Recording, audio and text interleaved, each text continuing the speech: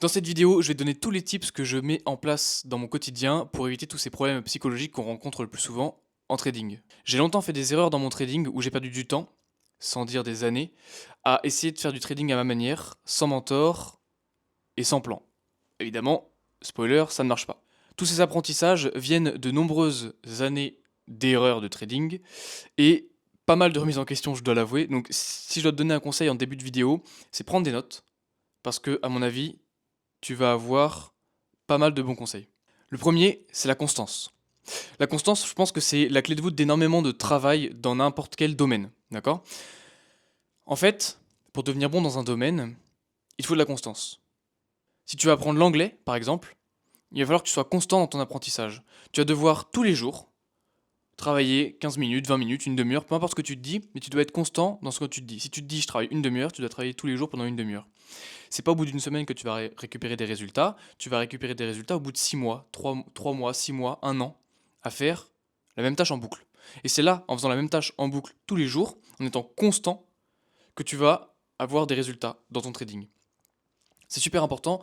Moi, l'erreur que j'ai fait pendant 2 ans, je prenais mon trading à fond pendant 2-3 semaines, je voyais qu'il n'y avait pas de résultats, ça me pétait les couilles, j'arrêtais pendant 3 semaines, un mois, 2 mois, et je reprenais en me disant, bon non, ça ira mieux, j'ai oublié pourquoi ça marchait pas avant, du coup je recommence à faire 3 semaines à fond, ça marche pas, j'arrête, etc., etc., etc.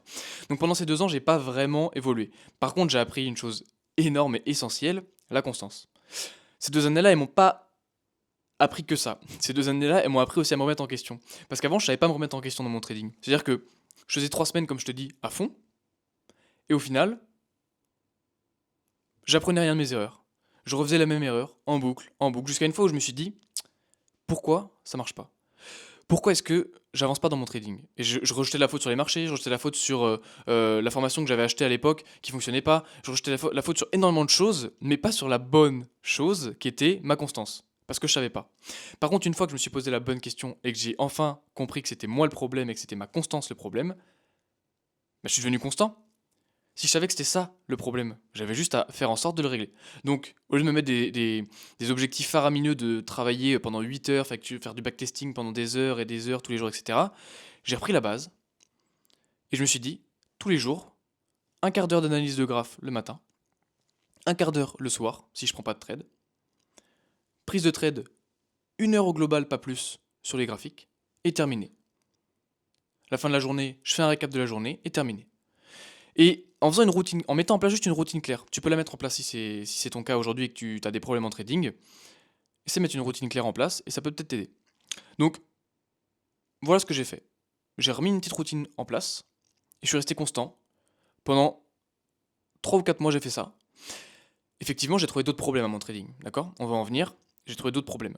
Mais j'en ai réglé deux, la constance et la remise en question. Une fois que je me suis remis en question une fois et que j'ai compris que cette remise en question m'avait amené à trouver un résultat, un problème à mon trading qui était la constance, j'ai su que déjà j'avais trouvé un problème, et en plus de ça, j'ai su que la remise en question c'était bon pour mon trading. Donc, j'ai fait 2 en 1 sur ce coup-là, d'accord? Donc, je te les donne, c'est gratuit. Ça te fera gagner du temps dans ton trading. Je pense qu'à ce niveau-là, tu peux vraiment gagner du temps. Ouais, voilà. Le troisième point, pas des moindres, que j'ai appris après ces 4 mois de constance, c'est la patience. À la fin des 4 mois, je t'avoue que j'étais un petit peu impatient. Je me suis dit, putain, ça fait 3 ans que je fais du trading et j'ai toujours pas de résultats. Ça me frustre énormément et j'aimerais qu'il y ait des résultats en fait, tu vois. Encore une fois, je me suis remis en question et je me suis dit, mais à quoi ça sert d'attendre des résultats qui visiblement n'arrivent pas? C'est qu'il y a une raison. S'ils n'arrivent vraiment pas, s'il n'y a pas de changement en 4 mois, c'est qu'il y a une raison.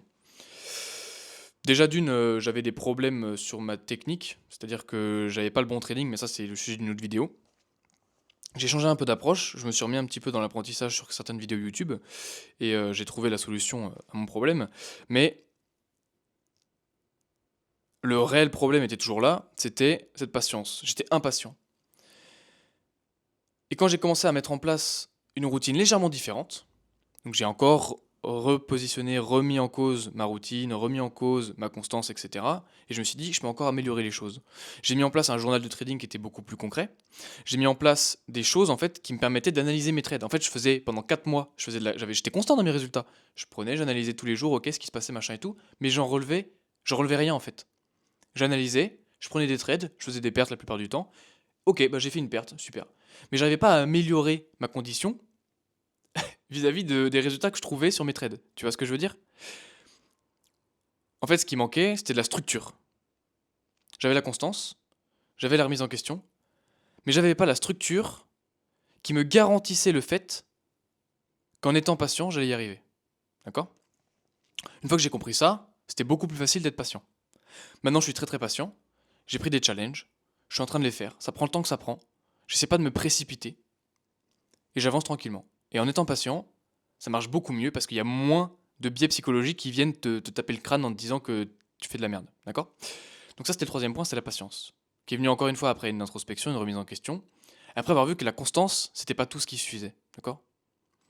Et le troisième point, le quatrième point, pardon, c'est penser en termes de probabilité. Ça, c'est le point qui est le moins important, je veux dire, des trois. C'est pour ça que je l'ai mis en dernier. Mais il est quand même utile, très utile, quand tu as des problèmes vis-à-vis de la FOMO et vis-à-vis du revenge trade.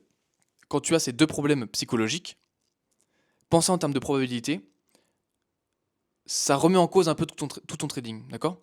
Tu te dis, ok, j'ai pas réussi, ça fait 5 trades d'affilée que je fais des SL, mais si on cause en termes de probabilité, je sais que ma stratégie, elle est rentable à 40% du temps, et que, vu que je fais que du 1 pour 2, ou des TP fixes à 1 pour 2 ou plus, et ben je sais qu'avec 40% de réussite, je suis sûr d'être rentable. Donc vu que je le sais, et que je l'ai admis, et que c'est factuel parce que c'est des mathématiques, j'ai pas à reprendre un trade parce que celui-là je l'ai loupé et que c'est le quatrième d'affilée que je loupe, ou alors à me dire putain je suis pas sûr que ce trade là, enfin je suis sûr que ce trade là il est bon, je sais pas si j'en aurai un autre plus tard, je le prends. Il y aura toujours des opportunités, d'accord? Et il y aura toujours cette théorie des grands nombres qui te dit que si tu es rentable à 40%, et ben tu sais que sur le long terme tu es rentable. D'accord? Faut jamais penser court terme, faut toujours penser long terme et en termes de probabilité, d'accord? Donc ça c'est plus un conseil que tu entends plus souvent que les trois premiers disons, mais c'est quelque chose qui est vraiment applicable je pense dans ton quotidien quand tu sais pas si tu dois prendre le trade, en règle générale le prends pas. Un petit conseil qu'un ami m'a donné un jour, est-ce que tu es capable, genre, quand tu prends un trade, dis-toi, est-ce que tu serais capable de prendre 100 fois le même trade?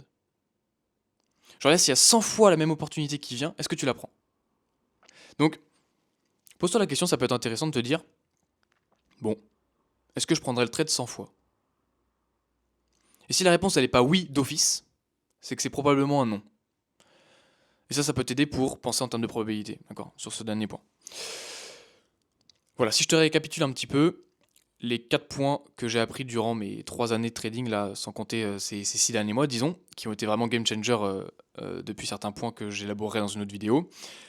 Dans un premier temps, on a la constance. C'est un des premiers points que moi j'ai découvert. D'autres commencent avec la patience, moi c'est avec la constance. Voilà.